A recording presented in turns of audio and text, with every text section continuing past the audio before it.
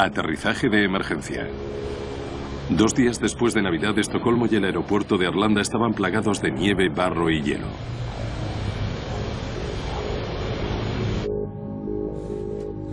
Los pasajeros que embarcaron en el vuelo matutino de Scandinavian Airlines a Copenhague encontraron la cabina muy incómoda.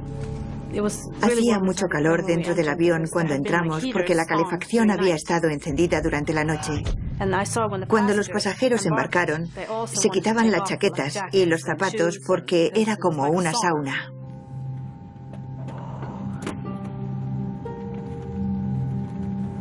¿Podemos apagar la calefacción?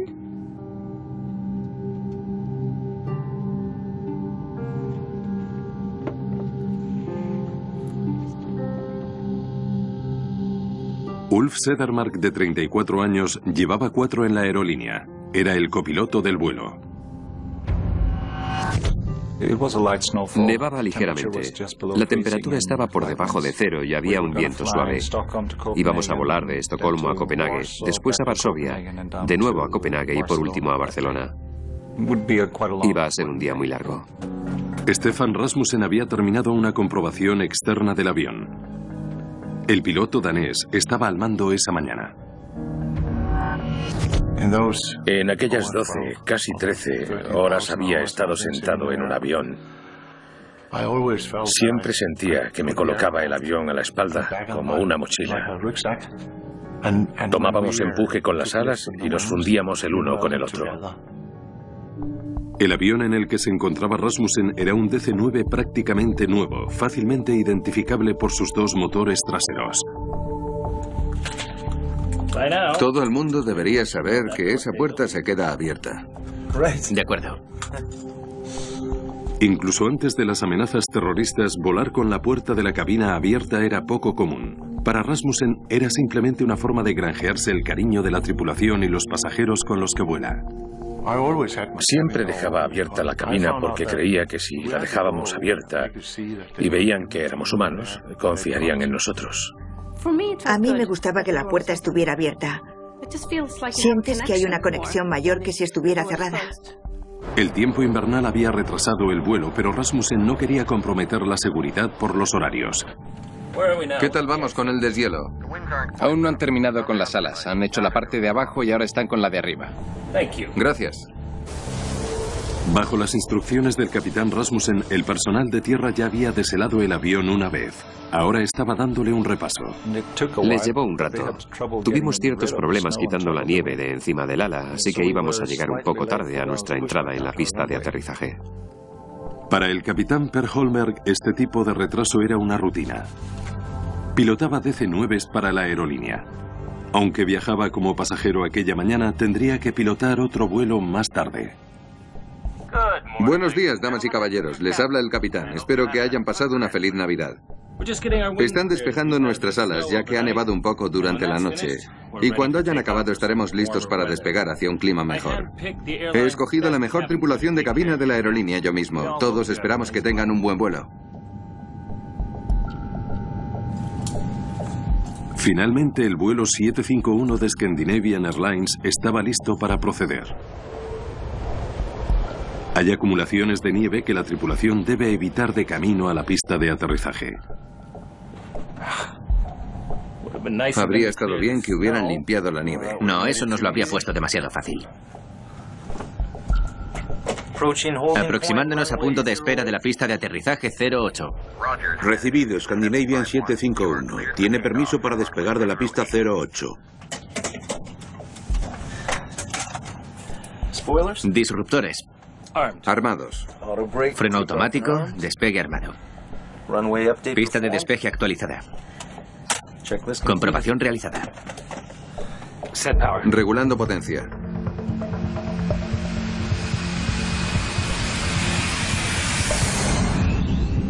A pesar de las condiciones invernales, el despegue era una rutina. 1 en V, rotando.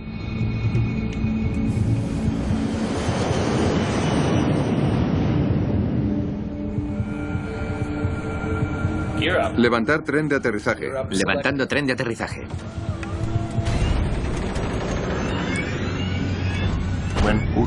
Cuando Ulfi subió el tren de aterrizaje, oí algunas cosas fuera de lo común.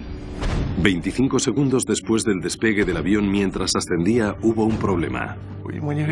Cuando oyes cosas fuera de lo normal, empiezas a sospechar. Hubo un gran ruido en el avión, casi como una explosión.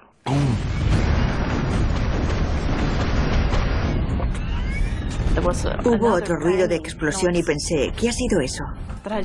Nunca había oído algo así antes. Era obvio que la fuente del ruido era el motor derecho. Parece grave. Creo que se ha parado el compresor. Tomé la palanca y la moví un poco. Pero fue muy extraño, porque el funcionamiento del motor aumentó cuando reduje la potencia. Es como si estás sentado en el coche y giras el volante a la izquierda, pero el coche va hacia la derecha. Te confunde.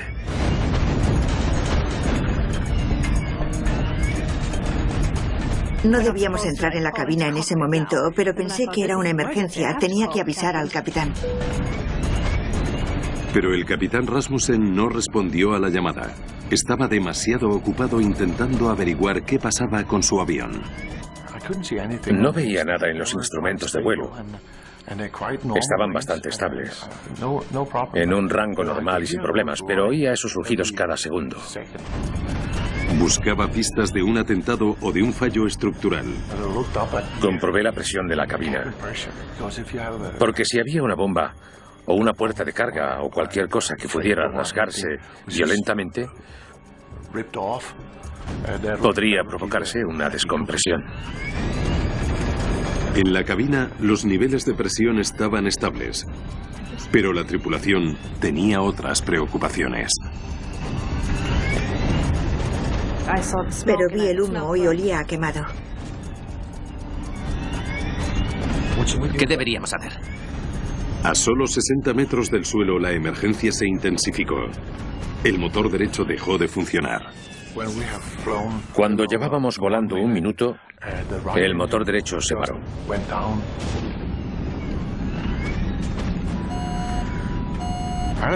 Hubo un momento en el que pensé que todo era un sueño y que estaba en una pesadilla. Estaba confundido. Muy confundido. 2 segundos después, el motor izquierdo también se paró. El avión se había quedado sin potencia. Un motor se paró y después el otro también. No me lo podía creer. No podía estar pasando. No era real. Menos de 1 minuto y medio después del despegue, el DC-9 empezó a caer.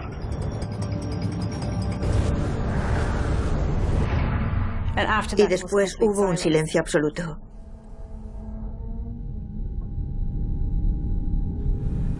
Creo que fue el peor momento para mí. Estar en el aire con ese silencio era como un pájaro volando en el aire. Y entonces empecé a asustarme.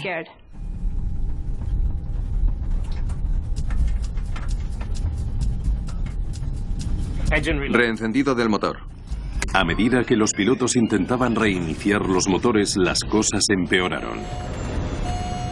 El motor izquierdo empezó a arder. Vi que la temperatura del gas de escape estaba elevándose rápidamente. La temperatura máxima era de alrededor de 680 grados centígrados y la vi subir a más de 800. Un incendio en el motor podría extenderse al resto del avión. ¿Tiro? Si Sedermark tirase del extintor de incendios del motor izquierdo, nunca podría reiniciarlo.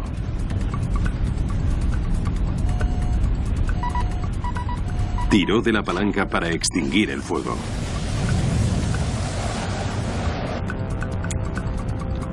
Desde su asiento, el capitán Per Holmberg veía que la tripulación tenía problemas.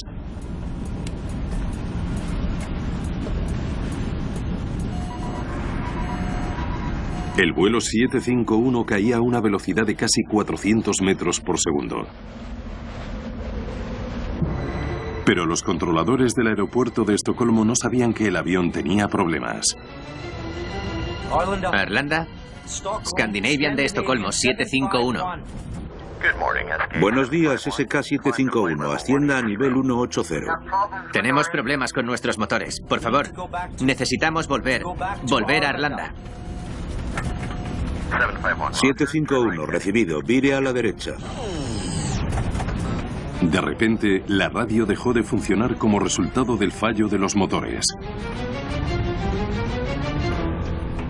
Solo el motor derecho podía proporcionar potencia, pero ahora giraba demasiado despacio como para generar electricidad para los instrumentos. Sin el motor no hay propulsión, así que la única energía de la que se dispone es la altura. Con tan poco tiempo, los pilotos del vuelo 751 tenían que encontrar una manera de reiniciar el motor derecho. De otra forma, se estrellarían contra el suelo. El vuelo 751 de Scandinavian Airlines caía ahora a 6 metros por segundo. ¿Puedo ayudarles? El capitán Per Holmer, que embarcó en el avión como pasajero, pasó a formar parte de la tripulación. Llegó a la cabina y dijo: ¿puedo ayudarles de alguna manera? Creo que ni dije que sí. Dije: encienda la unidad auxiliar de energía. Unidad auxiliar de energía. Si se pudiera iniciar la unidad auxiliar de energía, la radio y los instrumentos funcionarían de nuevo. Así que le pasé la lista de comprobación de emergencia y empecé a centrarme en controlar el vuelo para comprobar que estábamos manteniendo la velocidad y la altitud y que las alas estaban niveladas.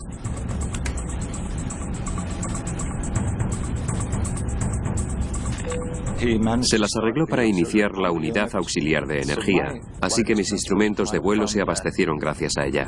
Pero por alguna razón los instrumentos del capitán Rasmussen no funcionaban de nuevo. Y se las arregló para pilotar el vuelo por intuición. La cabina recuperó la potencia, pero no era muy reconfortante para los pasajeros, que sabían que estaban en un gran peligro. El control de tráfico aéreo de Estocolmo ordenó a los pilotos que volvieran al aeropuerto. Scandinavian 751, ¿puede virar a la derecha 090 radar vectorial 0-1? Pero el avión estaba ahora a tan solo 500 metros del suelo, y los esfuerzos del copiloto Sedermark por reanimarlo no funcionaban. Recibido. Estamos manteniendo la dirección, pero estamos intentando reiniciar los motores. Realizar un viraje de 180 grados hacia Estocolmo podría ser catastrófico. Sentía que si giraba el avión en aquel momento, se pararía. Cuando se gira se pierde mucha energía, así que lo más seguro es seguir recto y mantener las alas niveladas. Eso implica que se empleará menos energía en ascender y se podrá mantener la velocidad. Manténgase a 600 metros. No podemos mantenernos a 600 metros. Estamos descendiendo, estamos a 500 metros y descendiendo. Holberg quería que Rasmussen centrara su atención en encontrar un lugar para aterrizar. Mira al frente.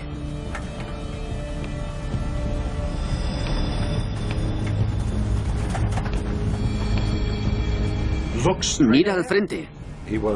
Estaba gritándole a Stefan que mirara al frente y que se fijara en la trayectoria del avión. Preparado para un aterrizaje forzoso. ¡Aterrizaje forzoso! ¡Agáchense! ¡Agáchense! ¡Agáchense! Les gritamos que se agachasen no sé cuántas veces. Agáchense, agáchense, agáchense. Mantengan sus cinturones abrochados.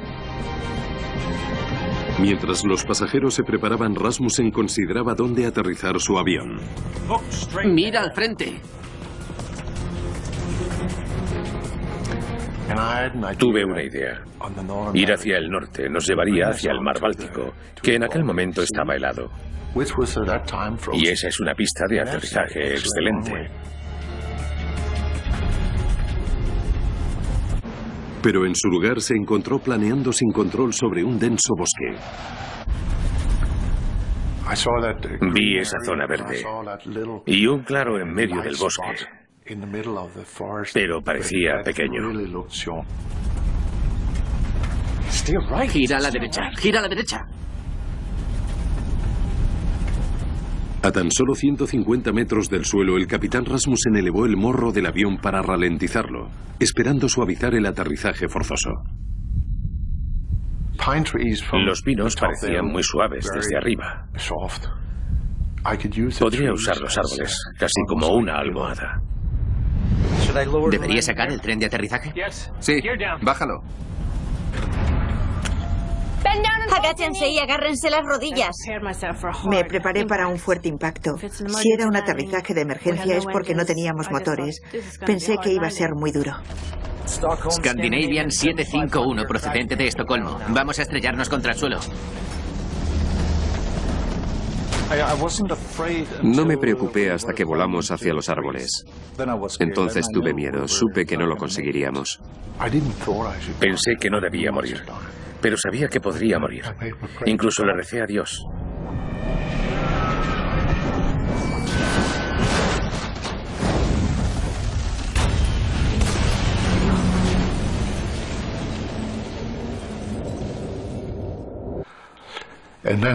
Y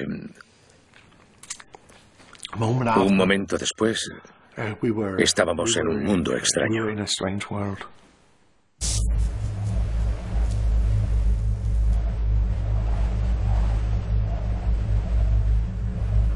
Después de parar por completo, sentí el olor a combustible de avión y pensé que íbamos a explotar. Miré alrededor y vi la nieve, porque había una gran grieta en el fuselaje del avión, justo delante de la cocina de popa, y se podía bajar hasta el suelo.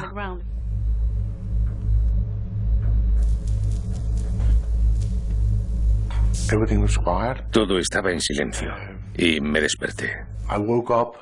Pudo haber sido una fracción de segundo o así.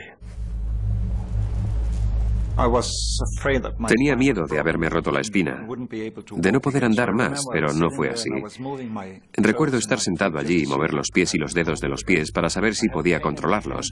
Me dolía la mano porque se me había roto un hueso y sangraba profusamente de la frente, así que estaba intentando limpiarme toda la sangre que me caía sobre los ojos. Y Stefan me dijo que tenía que salir del avión.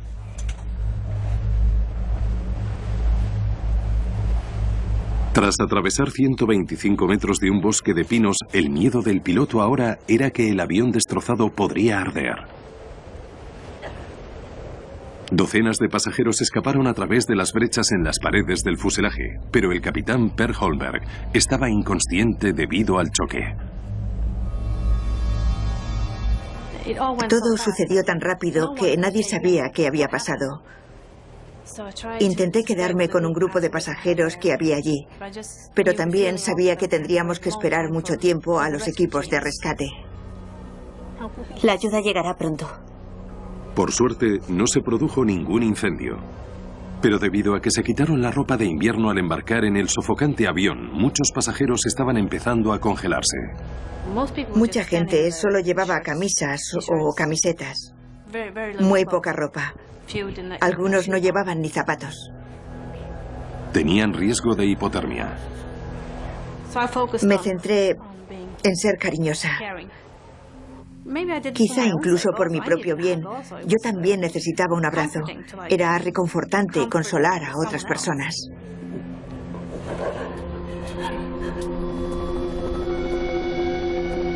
Los escombros del vuelo 751 de Scandinavian Airlines se encontraban a tan solo 15 kilómetros al noreste del aeropuerto Arlanda de Estocolmo. El fuselaje se había partido en 3 pedazos. En el caos del momento nadie sabía cuánta gente había muerto en el accidente.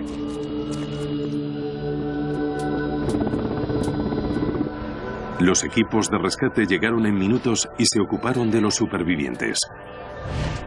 Sacaron al capitán Per Holmberg de la cabina inconsciente.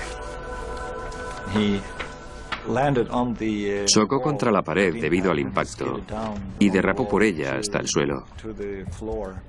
Así que estaba herido de gravedad. Se había cortado un párpado y la clavícula también estaba rota. Así que se le había salido un hombro. 92 de los pasajeros habían sufrido heridas, pero solo 8 estaban heridos de gravedad. Pero cuando los miembros de la tripulación contaron el número de personas, les sorprendió descubrir que de las 129 que embarcaron en el vuelo 751, ninguna había fallecido en el accidente. Sobrevivió todo el mundo. Fue sorprendente. Fue una noticia fantástica. Sí, era el capitán más feliz del mundo. Estábamos todos vivos. Fue un gran momento. Los reporteros contaron la extraordinaria historia al mundo mientras la Comisión Sueca para la Investigación de Accidentes, SHK en sus siglas en sueco, tomó el control del caso. Scandinavian Airlines alertó a sus propios investigadores y envió a Tore Hultgren al frente del equipo.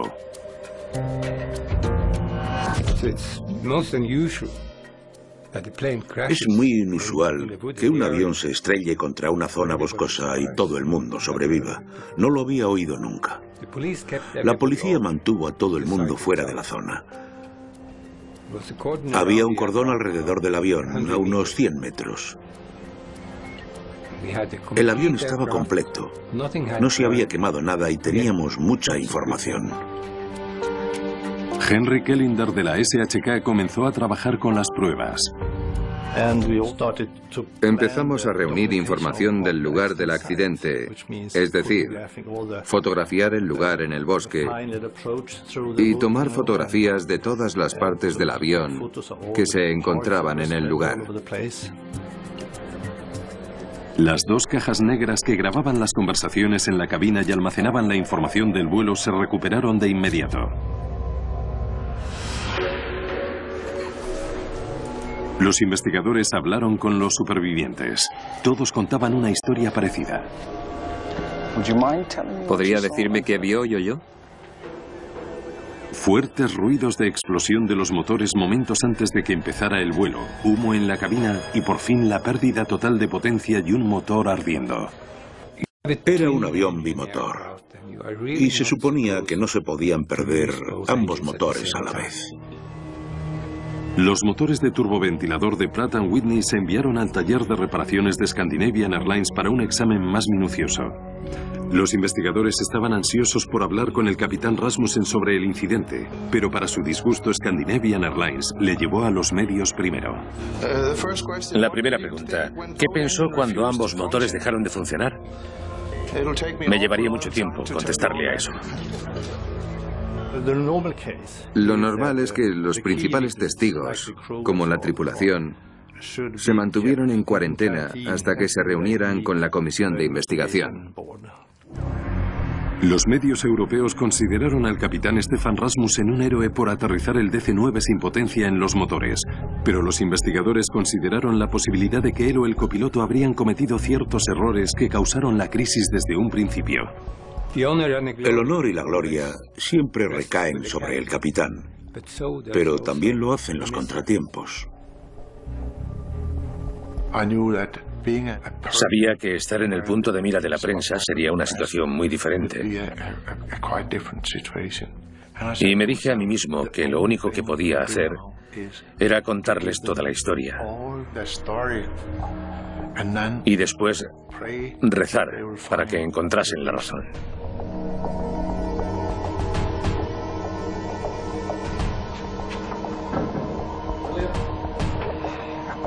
Lars Lindberg era un representante de investigación de la Asociación Sueca de Pilotos de Aerolíneas. Examinó los restos en busca de fallos mecánicos o estructurales.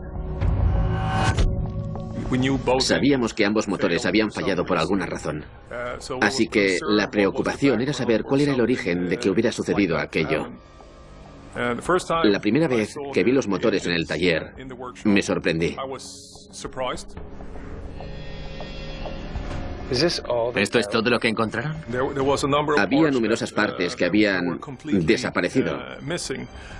Y eso era algo que nunca habíamos visto antes hasta tal punto.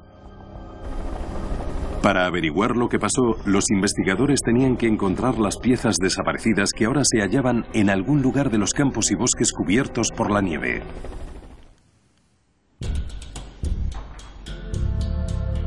Un estudio detallado de los motores del vuelo 751 de Scandinavian Airlines reveló exactamente qué piezas faltaban. Las partes de las que disponíamos eran fragmentos de ambos motores. Después nos adentramos aún más y nos documentamos e intentamos encontrar la razón y ver cómo todo iba encajando. Las piezas desaparecidas podrían ser la clave para descubrir por qué ambos motores dejaron de funcionar uno detrás del otro. Pero podrían estar en cualquier parte en la ruta de 15 kilómetros que recorrió el avión durante su corto vuelo. Tenían que encontrarlas. Los investigadores emplearon la grabadora de información en vuelo para esbozar el recorrido del avión y determinar dónde podrían haber caído las piezas del motor. Tras rastrear los campos cubiertos por la nieve que sobrevoló el avión, el equipo de rescate encontró 500 fragmentos. Apenas una pequeña parte del total. Muchos estaban muy estropeados. Algunas de las aspas de titanio parecían haber ardido. Hubo un incendio en el titanio de los dos motores, del derecho y el izquierdo. Este incendio es un suceso único. Se necesitan una presión y una temperatura muy altas para que un aspa de titanio se prenda fuego. Los investigadores indagaron más en la causa del problema del motor. El conducto de combustible del motor izquierdo estaba abollado. Es obvio que fue golpeado por una pieza de metal que se movía a gran velocidad dentro del motor. El motor hizo que se rompiera. Esta parte se desplazó, se soltó y golpeó el conducto de combustible, que se rompió y esparció el combustible sobre el motor caliente. El motor estaba desmontándose claramente durante el vuelo. Parece grave. El descubrimiento explicaba el incendio del motor izquierdo y por qué se encontraron tantas piezas tan lejos del lugar del accidente. Pero los investigadores seguían preguntándose por qué los motores se rompieron en un principio. Una pista importante provino de los testimonios de los pasajeros y la tripulación que hablaron de ruidos de explosiones repetidos antes de que el motor izquierdo se prendiera fuego. La caja negra recogió esos sonidos. Al oírlo pudimos relacionarlo con el daño que se ocasionó. Se puede ver en la grabadora de información de vuelo. Los sonidos eran familiares para los investigadores y no dejaban ninguna duda de que en los motores del DC-9 aumentó la presión poco después del despegue. Los motores a reacción dependen de un chorro de aire constante para su combustión. Una serie de ventiladores mueven el aire entrante a través de varias fases de compresión, pero cuando se interrumpe ese flujo, el combustible que se encuentra al fondo de los motores arde de manera violenta y se dispara hacia adelante. Eso es una sobretensión. Pueden ser grandes y pequeñas. Y puede haber una sobretensión completa en todo el motor. Parece grave. Este proceso de la sobretensión fue muy violento. Después de poco tiempo, teníamos un avión con dos motores que no se podían reiniciar, que no generaban fuerza de empuje. Básicamente, en aquel momento, era un planeador gigante.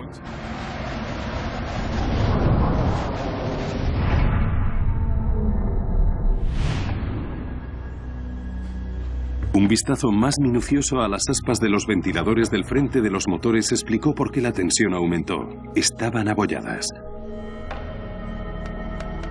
El daño pudo haber evitado que dirigieran aire de manera efectiva a la parte trasera de los motores. Este daño que abolló las aspas del ventilador empezó el proceso. Había aire acumulado en el ventilador. Estaba colapsado, lo que desencadenó esta avería y una sobrecarga del compresor. Y por último, todo este proceso llevó a un fallo doble de motores. ¿Pero qué fue lo que destrozó las aspas? Hay formas de saberlo. Si hubiera sido una piedra, goma o hielo, se vería en la forma del golpe. El hielo causa unos daños muy específicos. Es como una abolladura suave. El análisis de las abolladuras en las aspas de los ventiladores fue concluyente. Fueron golpeadas por hielo.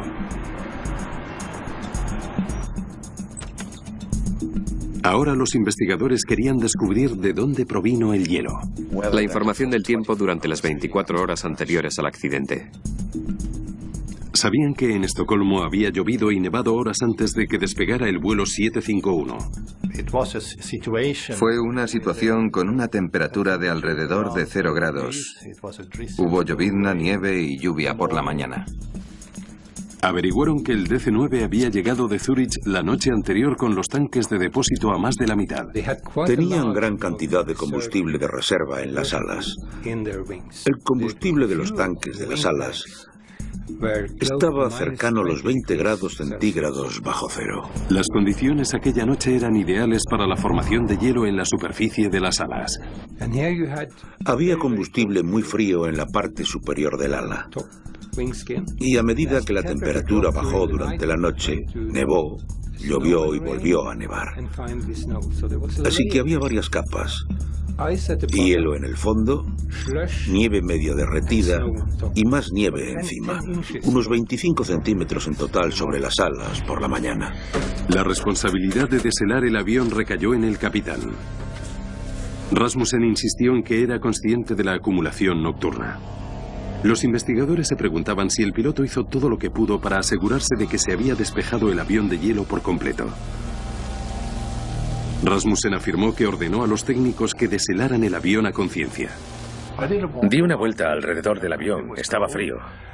Tenía escarcha. Al darse cuenta de que aún había escarcha en las alas, el técnico jefe ordenó una segunda ronda de deshielo. Yo estaba totalmente convencido de que el avión estaba limpio. Y él también. Él también. ¿Qué tal vamos con el deshielo? Aún no han terminado con las alas. Han hecho la parte de abajo y ahora están con la de arriba. La caja negra apoya el testimonio de Rasmussen. ¿Está limpia la parte inferior de las alas? Sí. Deshelaron el avión una vez, miraron y decidieron que lo harían de nuevo. Y lo hicieron por segunda vez. Se pulverizaron 850 litros de fluido sobre el avión. Pero el fluido pudo estar defectuoso y no ser lo suficientemente potente como para derretir la gruesa capa de hielo que se había acumulado en las alas durante la noche. Los técnicos probaron el fluido empleado para deshelar el vuelo 751. No hubo diferencias. No había nada malo con los fluidos empleados. Pero cuando los investigadores entrevistaron al personal de mantenimiento que trabajaba en el avión, empezaron a preguntarse si el deshielo había sido lo suficientemente minucioso. El personal de tierra insiste en que después de pulverizar el ala parecía estar limpia. Pero las apariencias engañan. Parecía estar perfecta, porque no se veía el hielo sobre los tanques de combustible. Un técnico inspeccionó el frontal del ala y no encontró hielo. Lo que no sabía es que había hielo escondido fuera de su alcance. No tenía una escalera, ni nada que pudiera emplear para subirse en el ala, en la plataforma de deshielo. Parecía limpia y brillante, y no se veía hielo en ella. Pero aún así, había unos 2,5 centímetros de hielo encima del ala cuando despegó el avión. Tan pronto como despegó el avión, el hielo supuso un problema. En este avión, los motores se encuentran detrás de las alas. Y a medida que el avión rotaba y las alas se doblaban para soportar el peso del avión, el hielo de la base de las alas se soltó y entró directamente en los motores. El hielo dañó las aspas de los ventiladores de la parte frontal de los motores y finalmente hizo que se produjera una sobretensión. Nadie podía esperar que pasara esto, pero lo hizo. Cuando el hielo se desprende de las alas durante el vuelo no supone un problema para la mayoría de los aviones. Pero la posición de los motores de un DC-9 los hace más susceptibles de ser golpeados. Los motores Pratt & Whitney del vuelo 751 estaban diseñados para resistir este tipo de ingestión de hielo. Debía haber algo que explicase el desastre. Los investigadores sabían que una mala reacción del piloto podría hacer que la avería empeorase. Buscaron entre la información de vuelo para comprobar qué hicieron los pilotos cuando se produjo la emergencia. Lo primero que se hace cuando se produce una sobretensión, si es que se reconoce como tal, es reducir la potencia. El capitán Rasmussen afirmó haber hecho eso. Por supuesto, se tira de la palanca de modo que se pueda equilibrar el combustible y el aire entrantes. Y eso fue exactamente lo que hice. Pero las grabadoras en vuelo cuentan una historia distinta. ¿Por qué está aumentando la potencia del motor? Muestra claramente que en los momentos posteriores a la sobretensión se redujo el empuje, pero segundos después se aumentó hasta llegar a sobrepasar la potencia máxima. No tenía sentido porque las revoluciones por minuto aumentaron a un 110% y la palanca se estaba moviendo. No debía ser así. Lo único que podía mover los mandos era la mano del piloto. Pero si Rasmussen no había tirado de la palanca, algo lo hizo. Eso explicaría la confusión del capitán cuando los motores empezaron a averiarse. Un piloto, tras haber pasado por el entrenamiento de emergencia, por el simulador, de repente se encontraba con que un sistema hacía algo que no se esperaba. Era muy confuso. A pesar de sus incesantes esfuerzos, los investigadores no encontraron una explicación posible del aumento de energía. Lo más frustrante de la investigación era que no podíamos averiguar por qué el sistema hizo lo que hizo. Entonces, casi 2 meses después del accidente, el fabricante del avión proporcionó la respuesta. El culpable es algo llamado restablecimiento automático del empuje. Es nuevo. Aumenta de manera automática el empuje durante el ascenso. Las autoridades suecas descubrieron que el restablecimiento automático del empuje, o ATR, se introdujo como instrumento de seguridad en los aviones de Scandinavian Airlines. Existía porque la Administración Federal de Aviación había descubierto que algunos pilotos tiraban demasiado de la palanca al despegar y aterrizar para reducir el ruido sobre las zonas residenciales. El ATR se diseñó para evitar que tiraran de la palanca hasta niveles peligrosos. Cuando tiró de la palanca, el sistema empezó a actuar. Los investigadores descubrieron que cuando Rasmussen redujo la potencia para eliminar la sobretensión del motor, el sistema lo vio como una configuración de potencia demasiado baja y movió las palancas hacia adelante. El mayor empuje empeoró la sobretensión hasta que los motores se destruyeron. La investigación concluyó que los pilotos habían tomado las decisiones correctas para eliminar la sobretensión y prevenir la catástrofe, pero el código del computador que dirigía el ATR minó sus esfuerzos. Una cadena de ceros y unos provocó que la palanca se moviese y causara que los motores se parasen, porque ya tenían suficiente combustible, pero recibieron aún más, y ambos motores se autodestruyeron. En pocos segundos se habían destrozado por completo.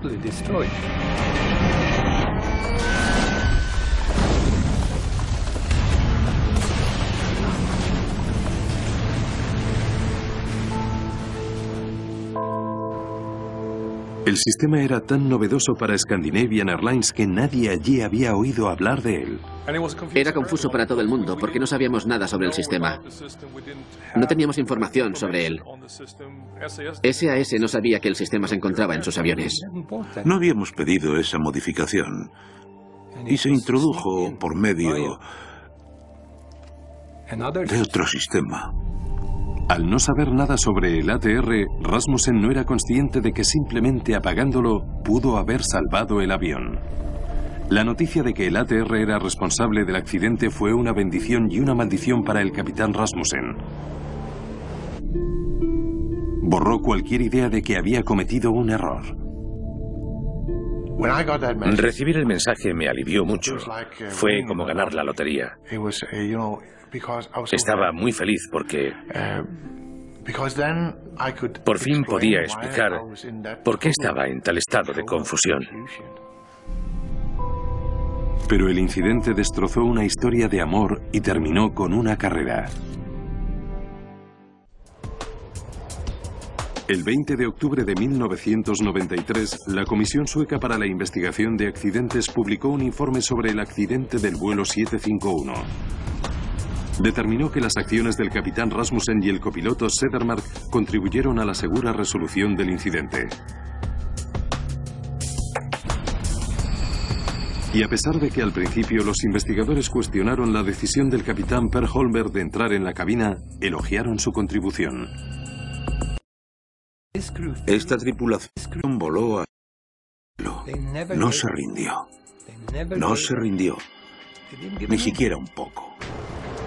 Los investigadores culpaban del accidente principalmente a Scandinavian Airlines porque sus procedimientos para comprobar el deshielo del avión no fueron competentes.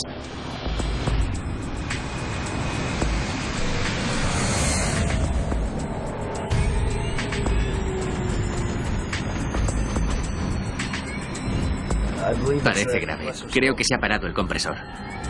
El informe también condenaba el hecho de que los pilotos no conocieran la existencia del restablecimiento automático del empuje y cómo actuaría en una situación de sobretensión. Si el sistema de ATR no hubiera estado allí, si las palancas no se hubieran movido hacia adelante, no habría ocurrido un accidente. Fue un poco extraño que no dispusiéramos de toda la documentación para saber qué esperar si ocurría algo como esto. Tras el accidente, Scandinavian Airlines empezó a enseñar a sus pilotos a manejar el sistema de ATR. También implementaron unos pasos para asegurar que los aviones no despegaran con hielo en las alas.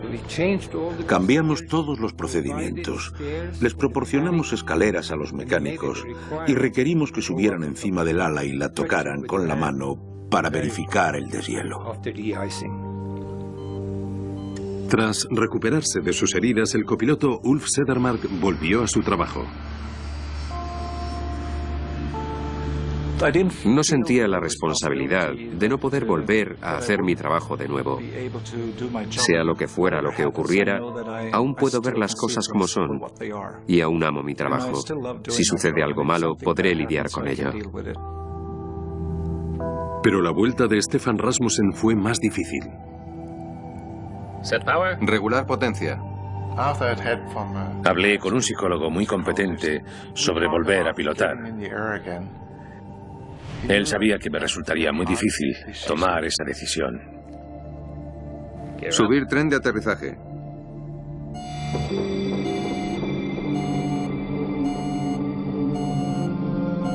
Simulacro de incendio.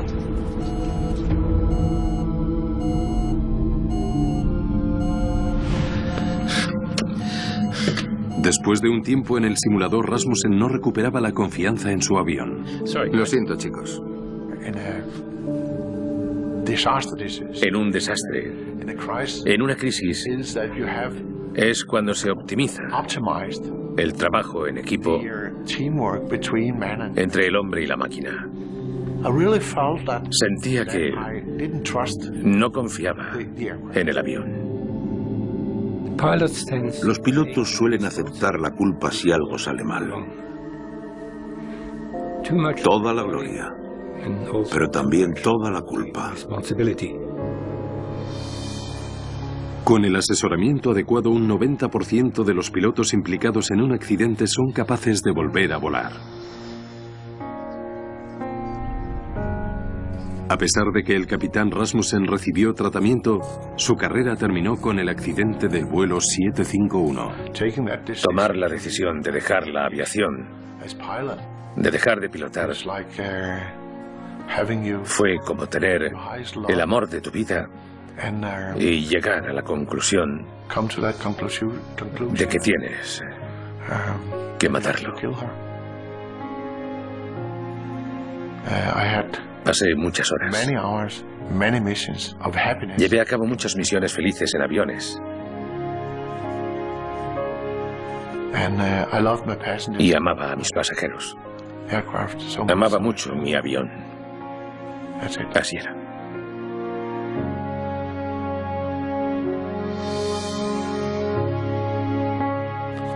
No me arrepiento de ello. Y creo que tuve razón.